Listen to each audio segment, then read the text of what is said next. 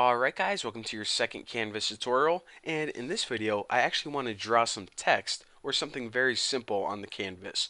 And by the way, before I go on, I want to mention that if you hear any weird noises in the background, that's my dumb dog. He likes to make a bunch of noises whenever I'm making videos.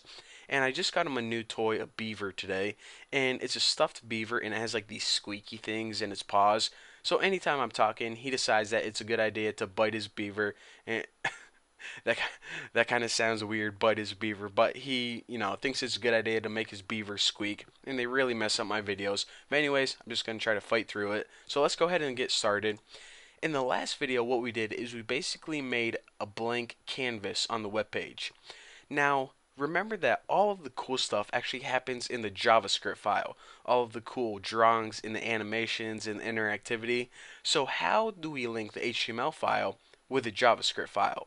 Well, it's actually really easy. The only thing we need to do is make a script tag, of course, ending script tag, and as an attribute, just go ahead and put source, file, and whatever name of your JavaScript file. So mine was named bucky.js for JavaScript. Go ahead and save this, and now this is essentially a link to your JavaScript file. So anything that we write in here is essentially included in this file.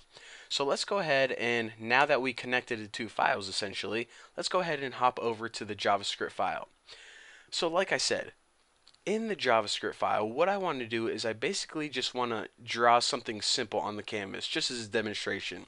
Now, in order to do this, our JavaScript file needs to know that we want to work with the canvas. So how do we do that? Well, the easiest way is just to store it in a variable. So I'll just go ahead and name it canvas equal, and now we come across the problem. Alright, we're working with JavaScript, so how does JavaScript reference HTML elements? Well, it actually has a built-in function, document dot, and the document to Java is basically the web page itself. So the documents get element by ID, because usually on your web page you have a whole bunch of elements. You guys hear that? Freaking old Dan squeaking his dumb beaver. You know what? I'm gonna pause the video. I'm gonna take that away because it's really annoying me. 1 second. Alright guys, I took away his beaver and I gave him a bone instead. Hopefully that's a little quieter. So basically, where was I? Alright. Whenever you're in JavaScript and you want to work with a specific element in your HTML file, what you can do is you can reference it by its ID.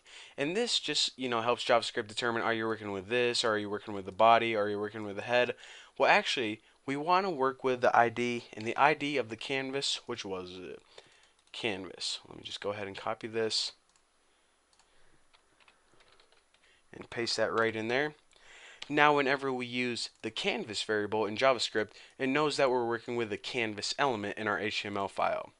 Now after this, I actually want to do the exact same thing, but I want to make a variable called context, and I'll talk about this in 1 second, because canvas is easier if I type it and then explain it. Get context, and I'll set this equal to 2D. Alright, now let me go ahead and explain what the heck a context is. Think of a context like it's kind of like a really advanced, awesome paintbrush. It can draw a bunch of cool things on our canvas. So basically, what we want to do is we want to say, okay, this canvas, we're going to be drawing 2D objects on it. And in order to draw on it, because remember, a canvas is just like a piece of paper. You can't draw with a piece of paper. You need something to draw on that piece of paper, and that's the context. So basically, the context allows you to draw cool things on the canvas.